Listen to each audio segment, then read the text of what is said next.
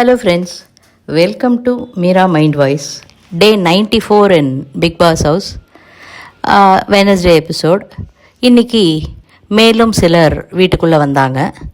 இந்த எபிசோடை பார்க்குறதுக்கு முன்னாடி சேனலுக்கு முதல் தடவையாக விசிட் பண்ணுறவங்க, இன்று வரை சப்ஸ்கிரைப் பண்ணாதவர்கள் சப்ஸ்கிரைப் பண்ணிக்கோங்க ப்ளீஸ்.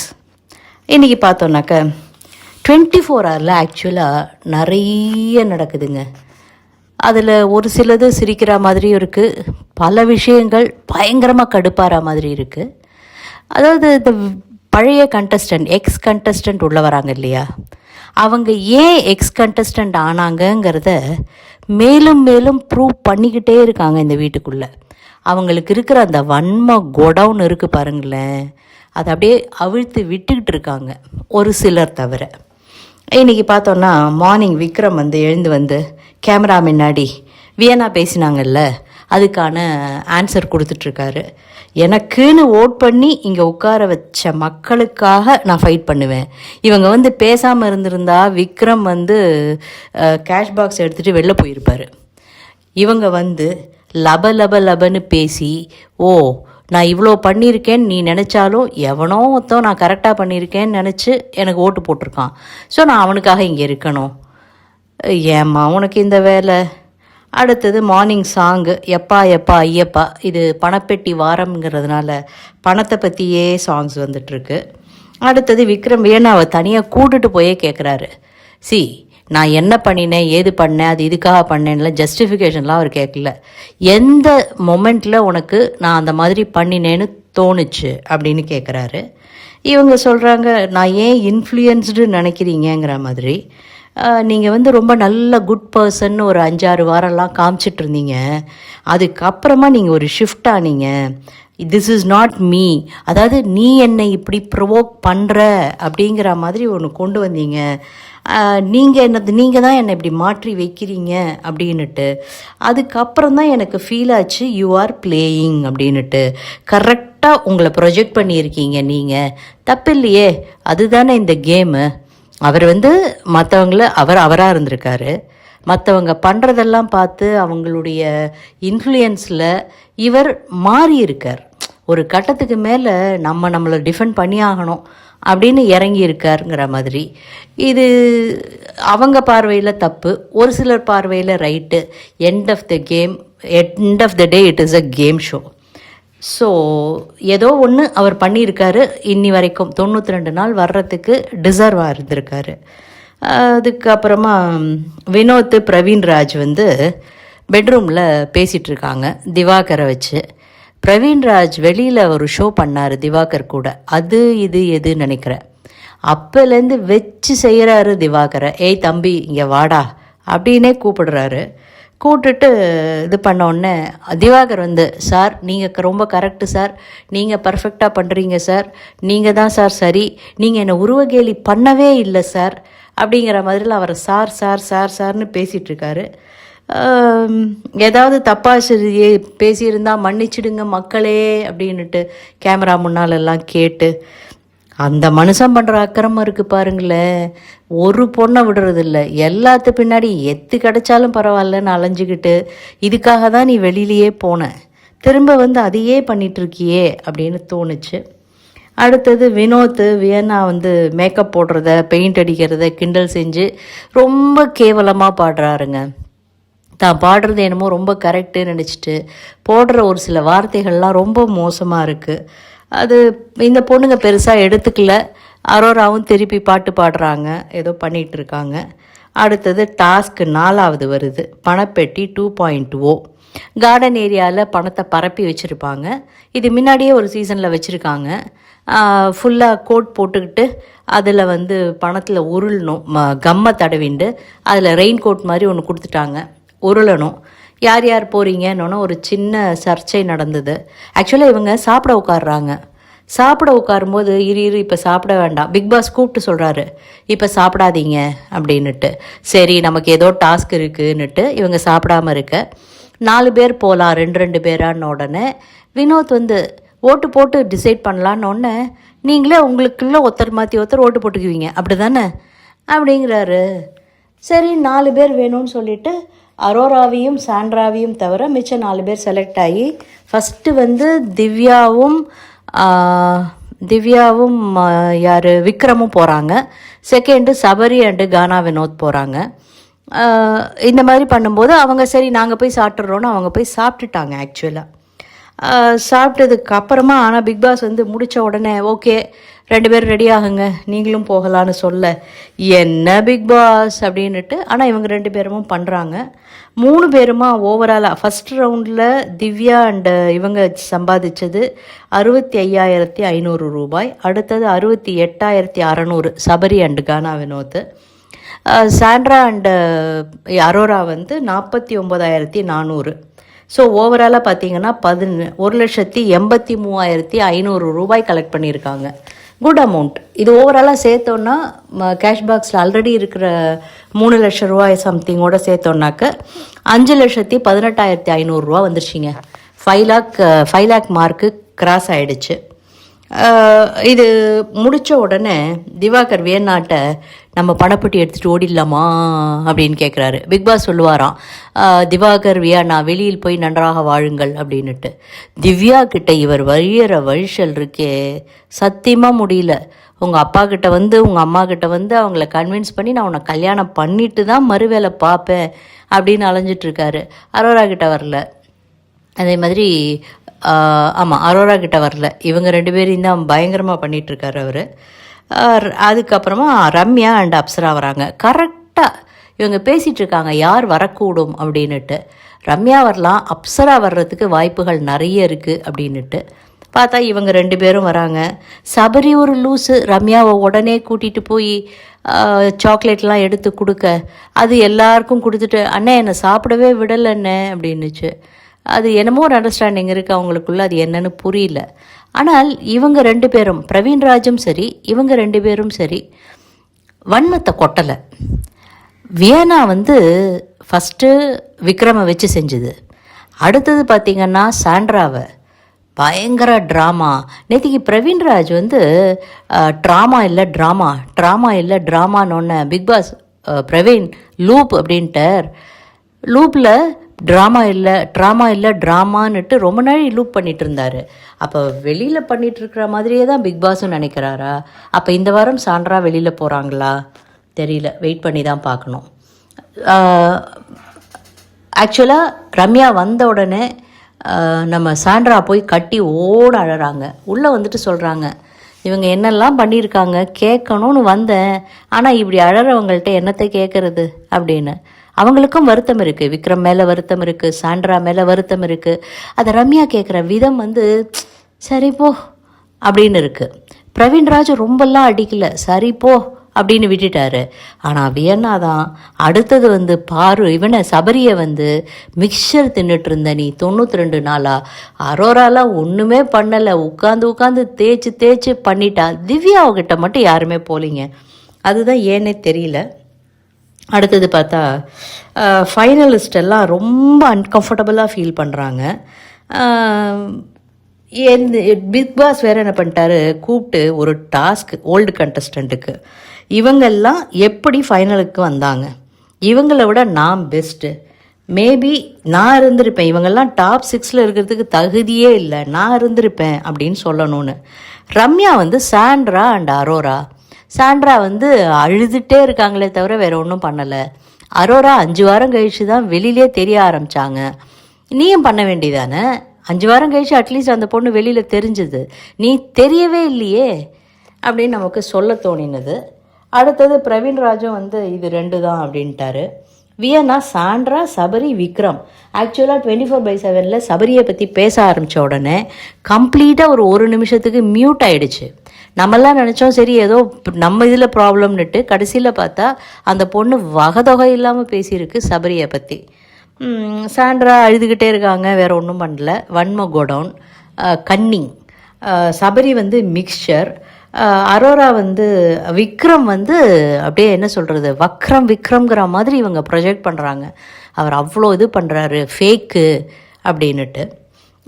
அப்சரா வந்து சாண்ட்ரா அண்ட் அரோரா அப்படின்னுட்டு. திவாகர் வந்து சொல்ல ஆரம்பித்த உடனே எல்லாரும் சிரிக்க ஆரம்பிச்சிடுறாங்க. பிகாஸ் நான் வினோத் சாரை தான் சொல்லுவேன், அவர் ஒன்றுமே பண்ணலை. இப்போ நான் நடித்தேன்னா என்னுடைய திறமை, என்னோடய நடிப்பு திறமையை காமிச்சு நான் பண்ணிகிட்டு இருந்தேன். அவர் என்னை புள்ளி பண்ணி தான் மேலே வந்தாரே தவிர அவர் கானா பாடி மேலே வந்தார்னு சொல்ல முடியாதுன்னுட்டு சொல்ல. ஒரு விதத்தில் பார்த்தா இவரோடது சுய தம்பட்டம். He is not a good person. அவர் எல்லாம் கரெக்டாக பண்ணுறாருன்னு சொல்ல வரல. ஆனால் இந்த பாயிண்ட் என்னமோ கரெக்டாக தான் தோணுது. வினோத் வந்து இவர் இல்லாட்டினா சர்வைவ் ஆகிருப்பாரா தெரியாது. அடுத்தது பிரவீன் காந்தி சார் வந்து அரோராவை சொல்கிறேன். ஏன்னா ரொம்ப நீங்கள் வந்து ஃபைனலுக்கு போயிட்டீங்க, நான் சொல்கிற ஒரு கருத்துனால எதுவுமே இப்போ மாற போகிறது இல்லை, அதனால் நான் சேஃப் பெட்டாக அரோராவை சொல்கிறேன் அப்படின்ட்டு போனார். ஏன் பிரவீன் காந்தி சார் இன்னமும் அப்படின்னு சொல்லிட்டு அடுத்தது இதை கேட்ட உடனே ஃபைனலிஸ்ட் எல்லாருமே இவங்க யார் நம்மளை சொல்கிறதுக்கு. இதில் வந்து வியனா சொல்கிறாங்க திவ்யா கிட்ட, அவங்கெல்லாம் பேசிகிட்ருக்காங்க, இவங்கெல்லாம் நம்மளை வந்து உடைப்பாங்க, ஆனால் நம்ம ஸ்ட்ராங்காக இருக்கணும் அப்படின்னு ஒரு தனியாக கூட்டாக. ஆமாம், ஒருத்தன் சேர்த்து அடிக்கும் போது தான் மற்றவங்க எல்லோரும் ஒன்றா சேர்ந்துப்பாங்க, அதுதானே இயற்கையின் நியதி. இப்படிலாம் பேசிகிட்டு இருக்காங்கன்னொடனே ரம்யாவும் உட்காந்து திவ்யா கிட்ட பேசிகிட்ருக்காங்க. நாள் என்னை பற்றி ஒரு விஷ பாம்புன்னு அந்த பாத்ரூம் ஏரியாவில் பேசிகிட்ருக்காங்க. மறுநாள் நான் எவிக்ட் ஆகி போகிறேன், அப்போ என்னை கட்டி பிடிச்சி அழறாங்க. இந்த சாண்ட்ராவை நான் எப்படி நம்புறது?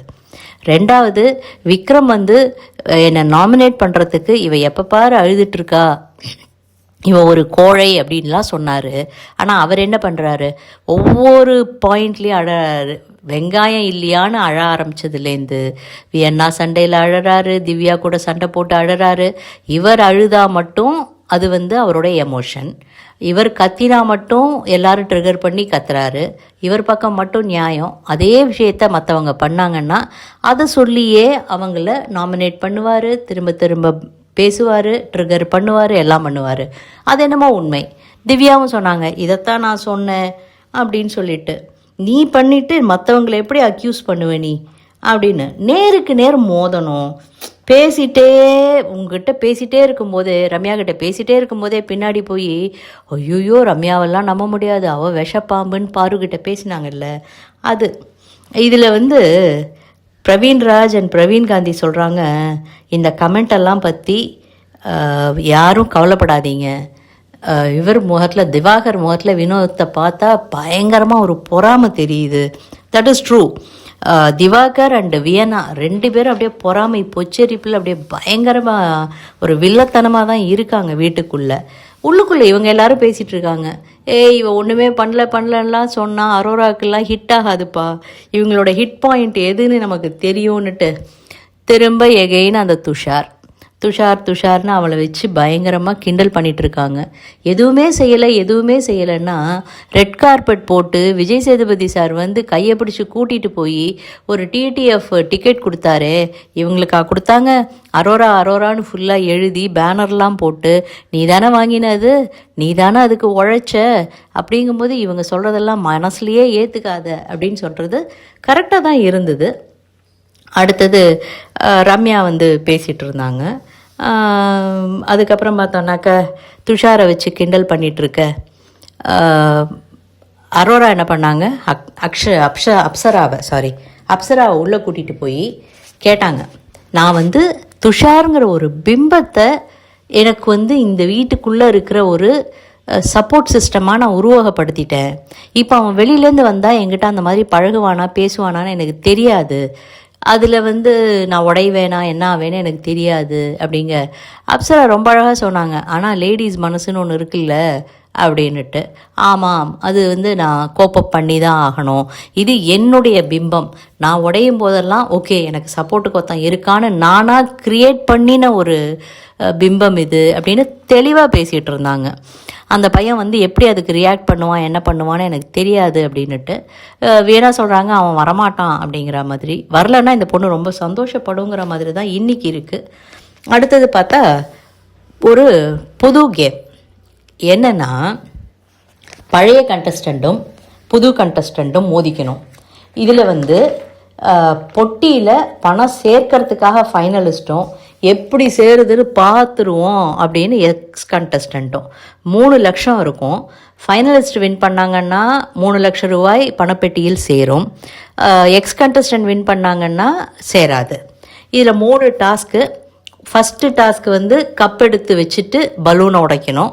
2வது டாஸ்க்கு பாட்டில் ஃப்ளிப் பண்ணி பக்கத்தில் இது வச்சுருக்கோம்.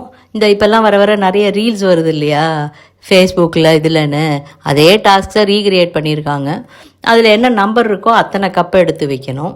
3வது வந்து ஒரு கையால் பலூனை தட்டிக்கிட்டே பலூன் கீழே விழாமல் கீழே இருக்கிற பால்ஸ் எல்லாம் கலெக்ட் பண்ணணும்.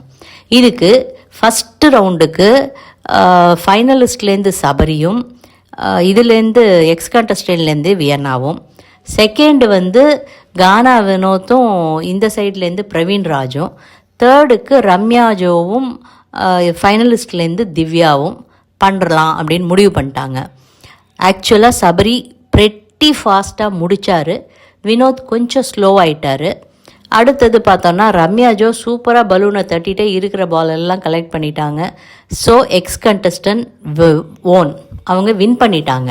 ஆனால் சபரி வியன்னா கிட்ட சொல்கிறாரு, இப்போ இந்த டாஸ்கில் கூட நீ என்ன ஜெயிக்கல, நான் 5 தடவை டாஸ்க் ஜெயிச்சிருக்கேன், கேப்டன்ஷிப் டாஸ்க் பண்ணியிருக்கேன், எல்லாம் பண்ணி தான் இந்த இடத்துக்கு வந்திருக்கேன், நீ சொல்ல முடியாது என்ன நான் மிக்சர் தின்னேன்னுட்டு அப்படின்னு சொல்ல, வியனா வந்து நீ மிக்சர் தின்னா மிக்சர் தின்னது தான், அது எப்படி நீ சொல்ல முடியும், ஏம்மா உன் கண்ணுக்கு எழுத்தாப்புலேயே டாஸ்க்கை வின் பண்ணி உன்னையே தோக்கடிச்சிட்டான். அடுத்தது ரம்யா ஜோ, இரு நான் போய் விக்ரம் கிட்ட கேட்குறேன் அப்படின்னு பயங்கர இதுவாக வந்துட்டு சபரிக்கிட்ட அவள் அப்படி தான் சொல்லுவாள், நீ கவலைப்படாதன்னுட்டு விக்ரம்கிட்ட வந்து ஏங்க அழுறீங்க, அவங்க டோன் மாறினது சூப்பராக இருந்ததுங்க. ஆக்சுவலாக சொல்ல தோணுது, ரம்யா ஜோ யூ ஆர் டூ குட் அப்படின்னுட்டு. என்னமோ கேட்கணும்னு கோபம் வந்தால் கூட சரி போ இவங்களை அடித்து இப்போ என்ன புண்ணியம் அப்படின்னு அந்த மைண்டு இதுவாகிடுது பார்த்தீங்களா, அதுதாங்க மனிதாபிமானம்ங்கிறது. என்னை வந்து கோழைன்னு சொல்லி நீங்கள் நாமினேட்லாம் பண்ணீங்க, நீங்கள் ஏங்க இப்போ அழுறீங்கன்னு ரொம்ப சாஃப்டாக கேட்டது அந்த பொண்ணு. Really good attitude Ramya, seriously. அடுத்தது சாண்ட்ரா, விக்ரம், அரோராலாம் வந்து ஸ்ட்ராங்காக இருக்கணும், திரும்பங்க இவங்க வந்து இது பண்ணிகிட்ருக்காங்க, அழுதுட்டு இருக்கீங்க, கன்னிங்காக இருக்கீங்க, மிக்சர் திங்குறீங்கன்னு பேசிகிட்டு இருக்காங்க. வியன்னா தான் ரொம்ப நம்மளை உடைக்கணும்னு நினைக்கிறா, நம்ம உடையக்கூடாதுலாம் பேசிகிட்டு இருக்காங்க. ஷார்ப்பாக 10 மணிக்கு பிக் பாஸ் வந்து லைட்ஸ்லாம் ஆஃப் பண்ணிடுறாரு. அப்போ பார்த்தா ரம்யா ஜோ வந்து அவங்க ரம்யா ஜோ இருந்த வரைக்குமே டீலக்ஸ் ஹவுஸில் தான் இருந்தாங்க. என்னுடைய பெட்டை நீ எடுத்துட்டேன்னொன்னே பரவாயில்ல ஒரு சைடு காலியாக தான் இருக்குது, நீ ஷேர் பண்ணிக்கலாங்கிறாரு திவாகர். நாட் இன்ட்ரெஸ்டட், ஓடி போன்ட்டு போகிறாங்க அந்த பொண்ணும். ஏம்மா இதே தாமான்னு முன்னாடியும் பண்ணீங்க, அந்த ஆளை ஏன் வளர்த்து விட்டுறீங்க, முடியாது இப்படிலாம் பேசாதன்னு யாராவது ஒத்தராது பொழிச்சுன்னு அடிக்க வேண்டாமா, எல்லார்கிட்டையும் அந்த ஆள் இதை தாங்க பண்ணிகிட்ருக்காரு. வியனா ரொம்ப மோசமாக திவ்யா கிட்ட சபரியை பற்றி இவங்களை பற்றி பயங்கரமாக டோட்டல் வெனம்.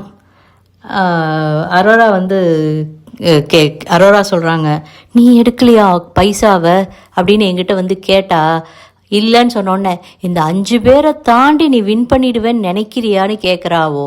நான் வின் பண்ணி தானே டிடிஎஃப் உட்காந்துருக்கேன், அவளுக்கு என்ன போச்சுங்கிற மாதிரி எல்லாருமே ரொம்ப அதிருப்தியில் இருக்காங்க. ஸோ நாளைக்கு யார் வரப்போகிறாங்க? அரோரா ரொம்ப எதிர்பார்க்கும் துஷாரா, மற்றவர்கள் எதிர்பார்க்கும் கனி வந்தால் இந்த குரூப்புக்கு பயங்கரமாக ஒரு பூஸ்ட் ஆகிடும். ஏன்னா போகிற போக்கில் சாண்ட்ராவையும் அவங்க கேமுக்குள்ளே எனக்கு ஒன்றும் கிடையாதுன்னு சொல்லிட்டு போயிருக்காங்க. இவங்க எல்லாருமே இன்னும் கொஞ்சம் பூஸ்டப் ஆகிடுவாங்க. ஆல்ரெடி வினோத் வந்து ஒரு தனி வேர்ல்டில் தான் இருக்கார், நான் தாண்டா வின்னர், என்ன வேணாலும் பண்ணிக்கங்க அப்படின்னுட்டு. ஸோ நாளை என்ன நடக்குதுன்னு வெயிட் பண்ணி பார்க்கலாம். இந்த வீடியோ உங்களுக்கு பிடிச்சிருந்ததுன்னா லைக் பண்ணுங்கள், ஷேர் பண்ணுங்கள், மக்களே சப்ஸ்கிரைப் பண்ண மறக்காதீங்க. தேங்க்யூ.